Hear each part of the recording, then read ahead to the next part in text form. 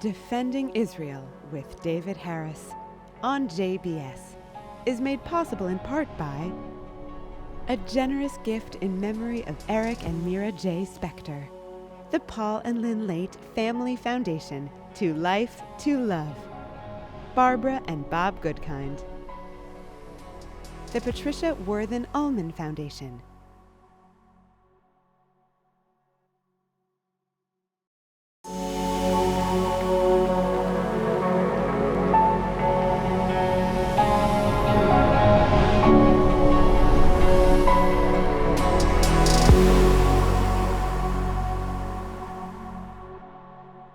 Hello, JBS viewers. I'm David Harris. Welcome to Defending Israel. By popular demand, Einat Wilf is back. For those of you who may not know Einat, however, graduate of Harvard University with a doctorate from Cambridge University, former member of the Knesset, visiting professor at Georgetown University, author of incredibly important books, public intellectual and public citizen, and a great guest to have here on JBS. Einat, welcome back. Thank you, David. Good to be here. Einat, as we record this interview, Americans are going to the ballot box. Now, I'm not going to ask you your thoughts on candidates. That'd be inappropriate. But within a few days, presumably, we will have a new American president. If you, Einat Wilf, had 5 minutes alone with that new American president, whether the last name is Harris, no relation, or Trump, and you were asked, give me the 3 or 4 most important points that you would like me to process, to think about in my presidency starting January 20th, what would Einat Wilf say? It's actually remarkably simple. What I would say is that the conflict in the region is and has always ever been about one thing and one thing only, which is the Arab and especially Palestinian rejection of the Jewish right to self-determination in any part of the land from the river to the sea. Bringing an end to the conflict means finally ending that war. The war in Gaza is merely the current iteration, the current arena of this century-long war. And the only way to bring this war to an end is to put an end to a string of ceasefires, worse than useless UN resolutions, and to actually do something that sounds almost shocking, but will be the only thing that finally ends the conflict, which is to tell the Palestinians that given that their goal in this century-long conflict has been initially to prevent and later to undo the existence of a Jewish state anywhere between the river and the sea, they need to understand that they lost. I have been doing a series of videos recently to say that we need to bring back words like victory and defeat because they are actually the guarantors of peace. The strings of ceasefires have actually extended the conflict. So make sure that the Palestinians understand that in their goal of no Jewish state, they have been defeated, that they will not be supported in anything that allows them to escape acknowledging that defeat. I know we're going to be talking about UNRWA, so I will discuss why UNRWA is at the original sin of allowing the Palestine Arabs to escape acknowledging their defeat. And from that clarity that they have lost their war against Jewish sovereignty, we can actually build a future of peace. So, Einat, there are those in Washington who would immediately react, I think, by saying, wait a second, isn't the real problem the absence of a two-state solution? And shouldn't the United States rededicate itself to restoring the vision of a two-state solution? And wouldn't that be the pathway forward rather than trying to convince people who attach such importance to honor and dignity that they've actually been defeated? So one of my favorite books that I've referenced since October 7th is called Embracing Defeat. And if you talk about Arabs, it's a book about Japan post-World War II. If you talk about Arabs being a society that puts an emphasis on shame and honor, well, they've got nothing on the Japanese. And yet the Japanese were able to honorably embrace that they were defeated and become the pillar of world peace that they are today. Anyone who wants a two-state solution, anyone who wants any kind of peace arrangement must first ensure that the war is over. That might sound almost childish. If you want to have peace, ensure that the war is over. But that simple idea used to be understood.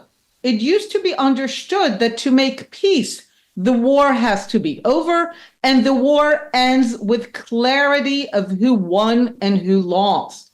The reason we have never been able to get to a two-state solution is precisely because the Arabs have always been indulged in the belief that they don't need to accept living next to a Jewish state.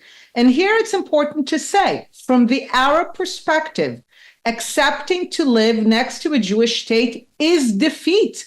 I know that sounds rough.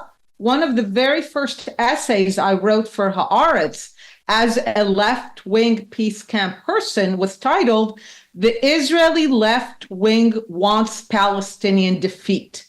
And what I wrote about it is I said, look, given that the Palestinian ideology of all Palestinians is a commitment to from the river to the sea, even the most left-wing person like myself, who's willing to divide the country, have a Palestinian state in the West Bank and Gaza, capital in East Jerusalem, even someone like that, from the Palestinian perspective, is no better than a Ben-Gvir or Smotrich, because from the perspective of Palestinians, the most left-wing Israeli and the most right-wing Israeli share the same idea that they want a Jewish state. And from the Palestinian perspective, a Jewish state in any borders, in any size, means that they are defeated because their goal is no Jewish state anywhere. So, returning to the original question, you're now speaking to the President of the United States, and this is the advice or direction you're giving. In practical terms, what does that look like? I mean, Japan was defeated after 2 atomic bombs were dropped on Hiroshima and Nagasaki. Germany was defeated after the Allied nations occupied Germany and Hitler committed suicide. But here we have Palestinians who, first of all, have no sense of defeat, as far as I can tell, and secondly, have a strong patron in Tehran who certainly has no apparent interest in going down this pathway of peace in their support for Hamas, Hezbollah, and that ring of fire, as they call it. So what does this look like practically? Okay, it includes several elements. First and foremost among them is describing this as the goal. One of the reasons we're in this mess is that the West for so long has indulged Palestinians in the belief that they haven't been defeated and that they can await 1 generation or 5 generations until their victory over the Jewish state. So first, we will actually benefit enormously from an American president saying, enough is enough. The time is for Palestinians to accept that they have lost the war of 1948. In practical terms, it means that they need to actually officially accept defeat and surrender. More immediately, it means, for example, that the heads of Hamas in Qatar need to do so. Now, we can have a whole discussion about the insidious influence of Qatar.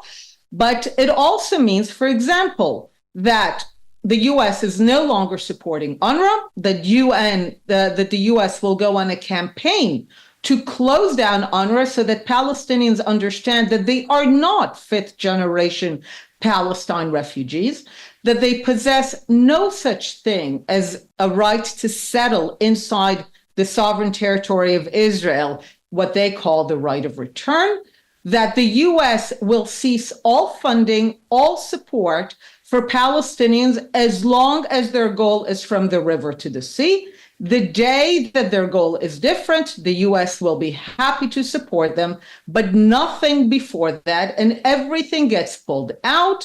and the US commits actually to ensuring that Palestinians understand that maybe except Iran, no one is supporting them in their goal of from the river to the sea. There are those Palestinians and their supporters who believe that nonetheless time is still on their side, because in their view, the cracks in the Israeli wall suggest that over time Israel might implode because of domestic tensions and pressures.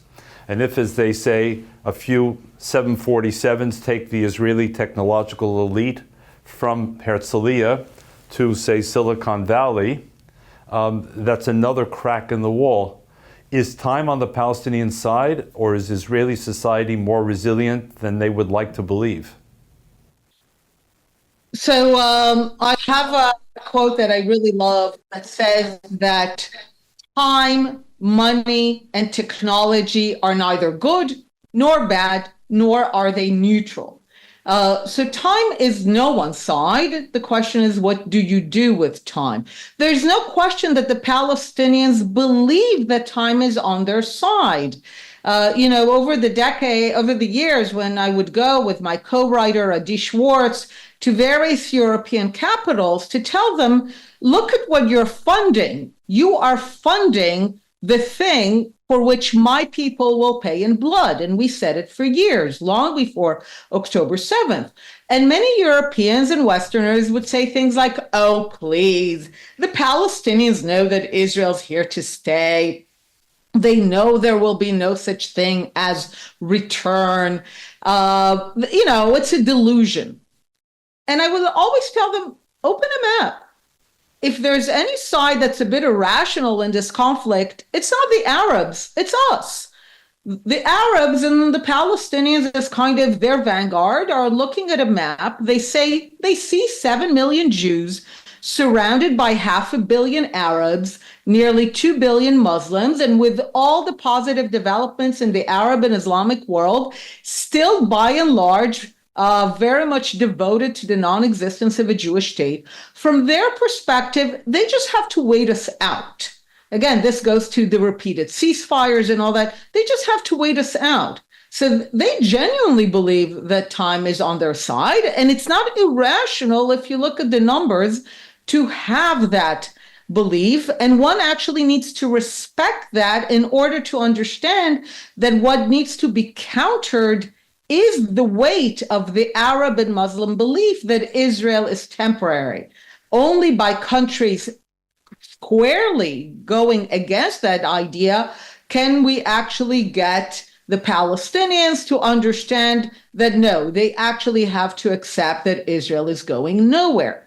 Now, this also goes to the fact that, yes, Israeli society always proves itself far more resilient than the Arabs give it credit for. Because one of the problems is that they constantly tell themselves stories that the Jews are white, European, settler, colonialist, crusaders. Like these are all synonyms for saying the Jews are foreigners and we'll throw them out because we threw out foreigners in the past.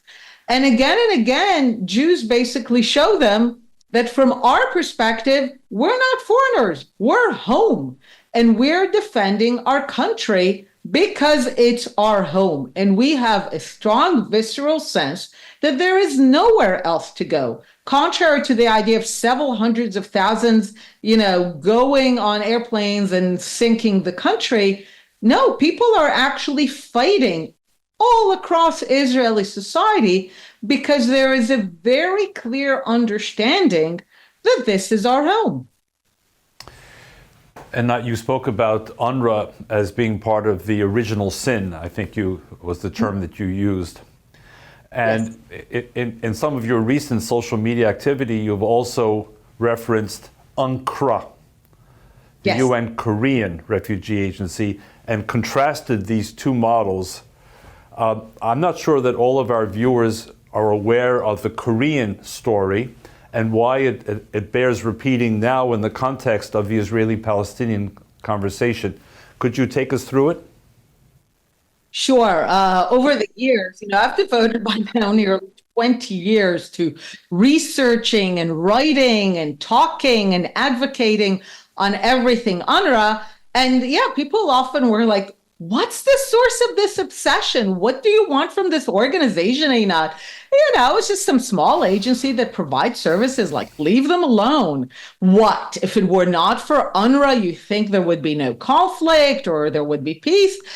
And the thing is that it's actually pretty close to yes.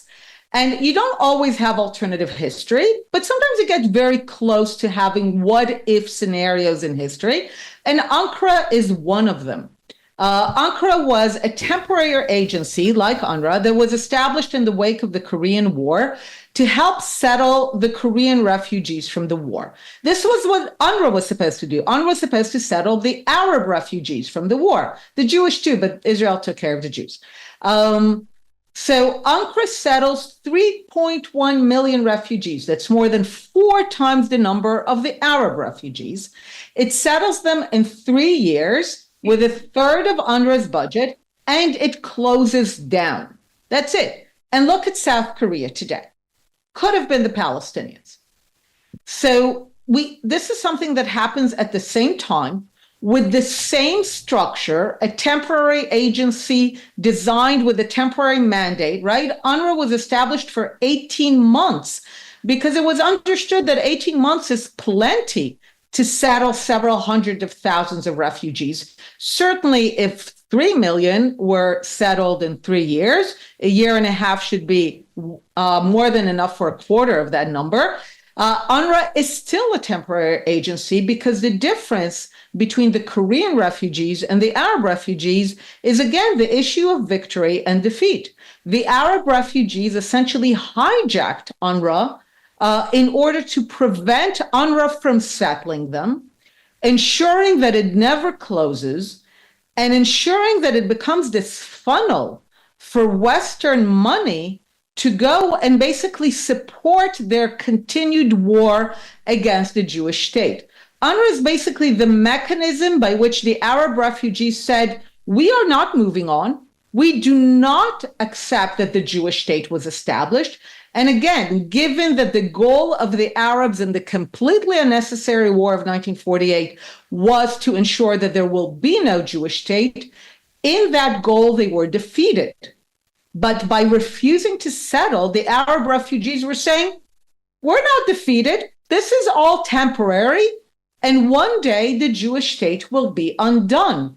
And UNRWA essentially funds them and gives them legitimacy as they are engaged in this continued war designed until they are victorious.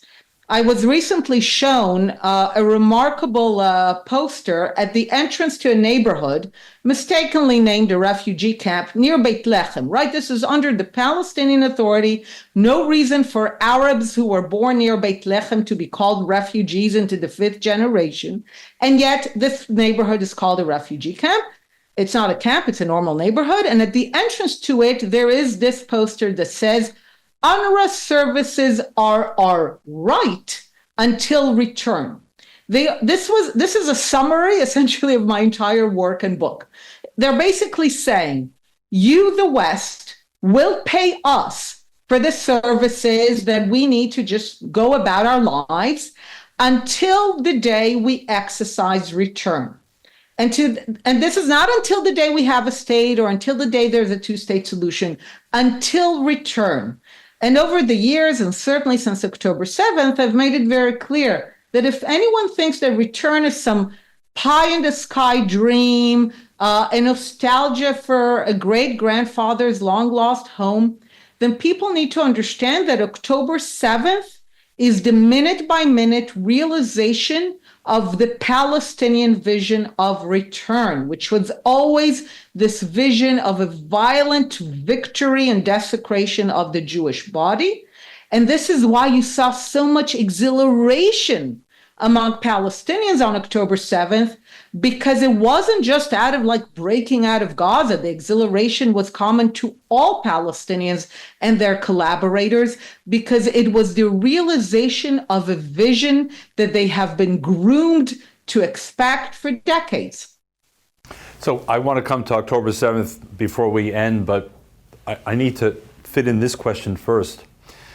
I want to be sure JBS viewers know that UNRWA, unlike the UNHCR, which is the umbrella body for all other refugees under UN auspices, has at least two distinguishing features.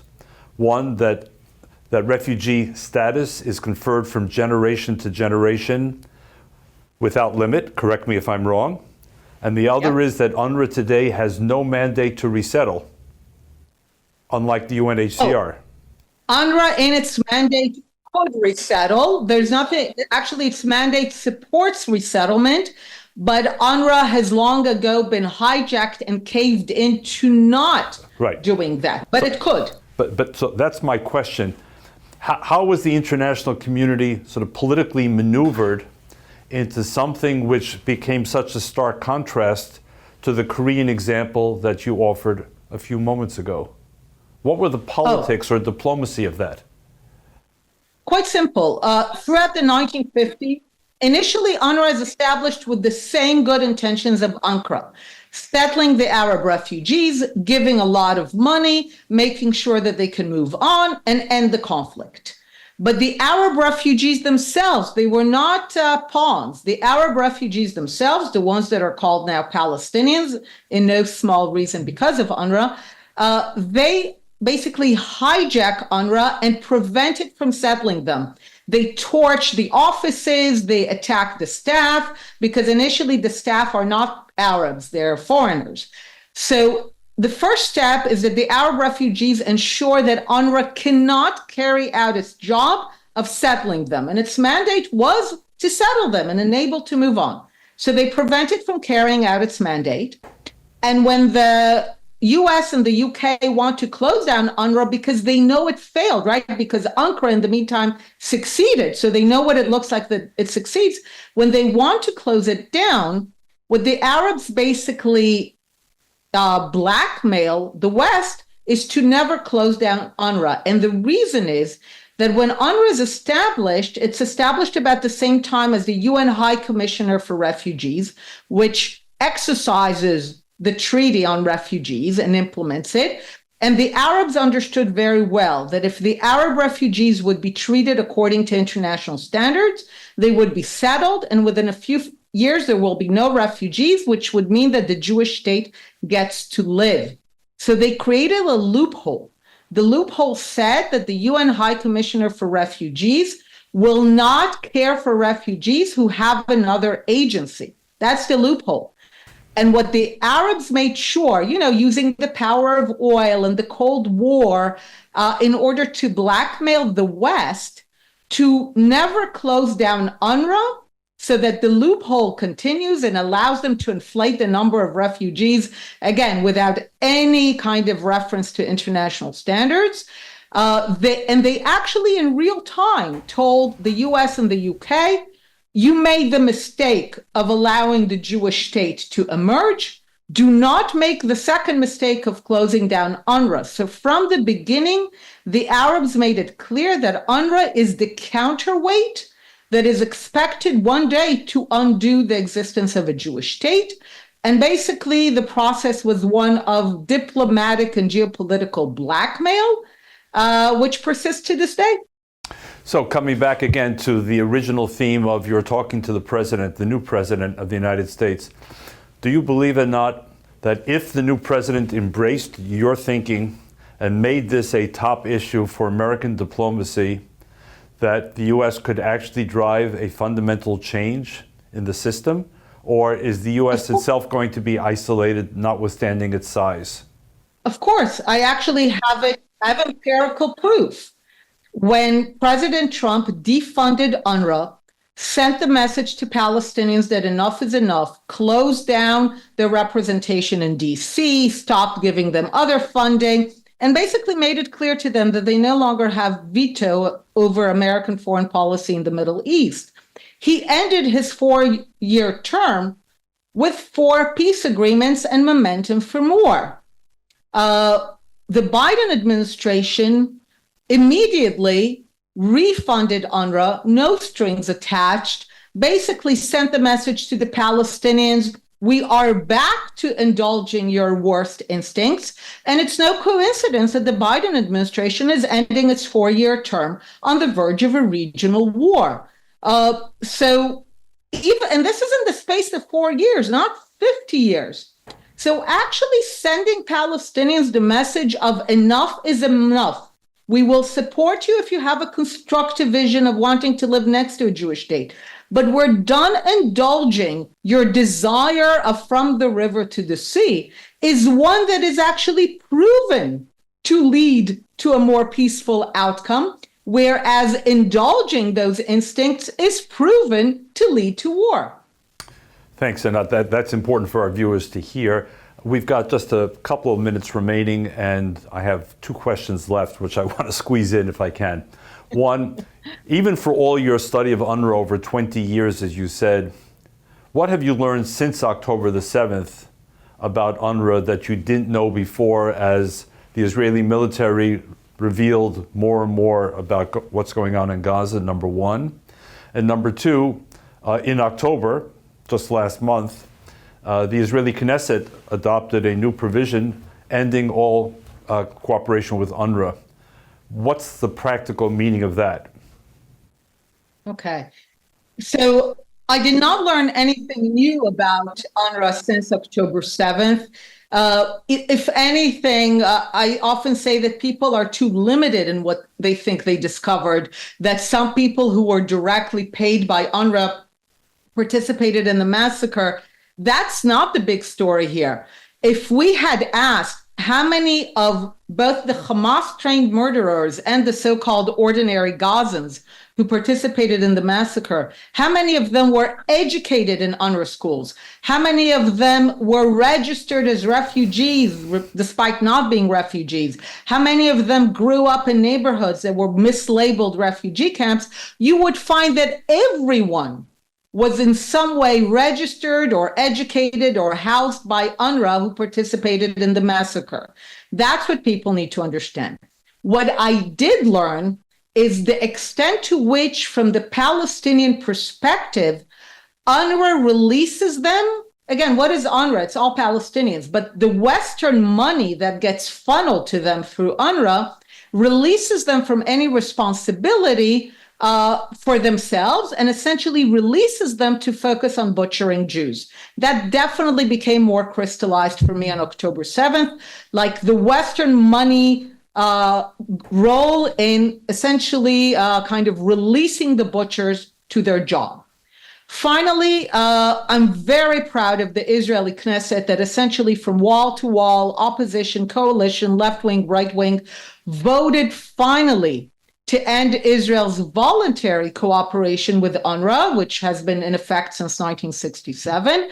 The practical effect is, first, removing the level of legitimacy that the Israeli cooperation had.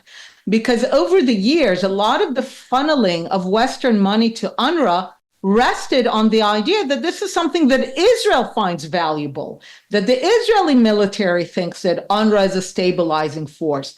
So actually to have the Knesset as the representative of the broadest consensus of the public in Israel to say absolutely not is an incredible first step in order to launching a campaign to get Western countries to finally stop supporting this organization and essentially to remove the facade that it is a foreign organization rather than merely a scam to funnel Western money and UN legitimacy to the Palestinian war against Israel. And I'm very proud of my people for developing some backbone and saying we will not legitimize our executioners. Thank you. And back to something you said earlier, time is not necessarily neutral. Time is working against us. I wish we had much more time for JBS viewers to learn from you, to hear from you. JBS viewers, I promised you another very engaging, important conversation with Einat Wilf, one of the strongest voices from Israel on social media, in the public space and elsewhere. Please follow her wherever you can. This is David Harris, defending Israel, and looking forward to seeing you again next week. Thank you, Einat. Thank you.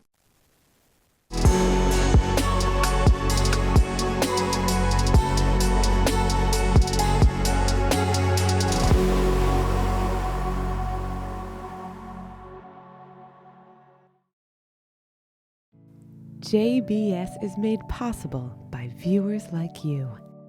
This high holiday season, as a thank you for your tax-deductible support of our programming, you can request a signed copy of David Harris's new book, On the Front Lines. Simply visit our website for details. We thank you for your kind support.